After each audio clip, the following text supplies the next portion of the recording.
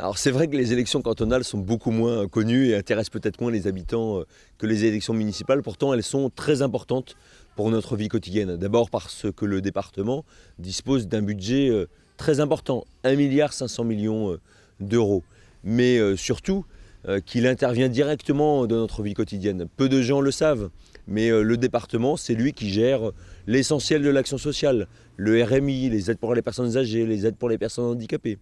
Mais c'est également lui qui gère les collèges, c'est lui qui gère les routes départementales, c'est lui qui gère beaucoup de questions dans le domaine des transports ou de l'environnement.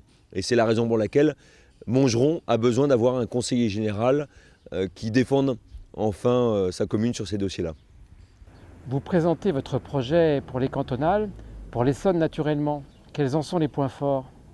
Au-delà des points forts, je crois qu'il y a deux visions différentes qui seront proposées aux Essonniens et donc aux Montgeronnais à l'occasion de ces élections.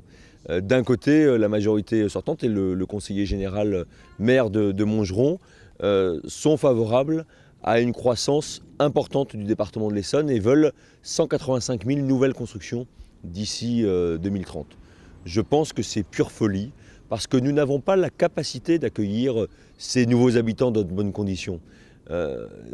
Nous souffrons déjà beaucoup d'embouteillages, le RERD ne fonctionne pas, pollution, autant de sujets qui seraient encore aggravés si ce projet de nouvelle construction venait à terme.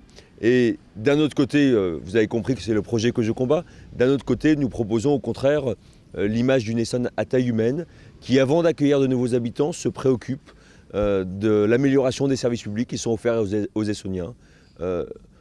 Les transports principalement, mais qui s'occupe également d'attirer de l'emploi dans notre département parce que c'est ce qui fait principalement défaut.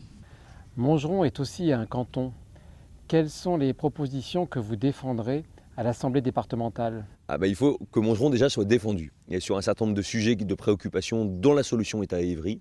Je pense tout d'abord à la question des transports, de l'amélioration des transports. Vous savez qu'il y a un sujet qui me tient à cœur, c'est l'affaire des nouveaux ponts sur la Seine.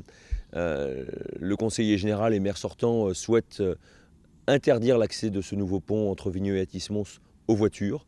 Je pense que c'est une erreur parce que cela ne résoudrait en rien le bouchon de Villeneuve-Saint-Georges. Je suis pour ma part favorable à l'ouverture de ce nouveau pont aux voitures et c'est une question qu'il appartiendra aux Montgeronnais de trancher. Je veux également qu'on se batte pour avoir davantage de lignes de bus reliant Montgeron aux villes voisines. Je veux qu'enfin les élus, et pas seulement à la veille des élections, se battent pour l'amélioration du RERD. Voilà pour le domaine des transports. Un autre sujet de préoccupation important, je pense, pour les Montgeronnais, c'est cet équilibre entre la ville et la campagne dont Montgeron est quelque part le symbole. Il faut que le département nous aide à mieux nous protéger, à mieux valoriser notre environnement. Ce sont des sujets comme la forêt de Sénart, comme les berges de Lierre. C'est également la lutte contre les nuisances aériennes. Vous savez que le département de l'Essonne aujourd'hui est pour une croissance de l'aéroport d'Orly. J'y suis pour ma part opposé parce que les nuisances subies déjà par les habitants sont très importantes.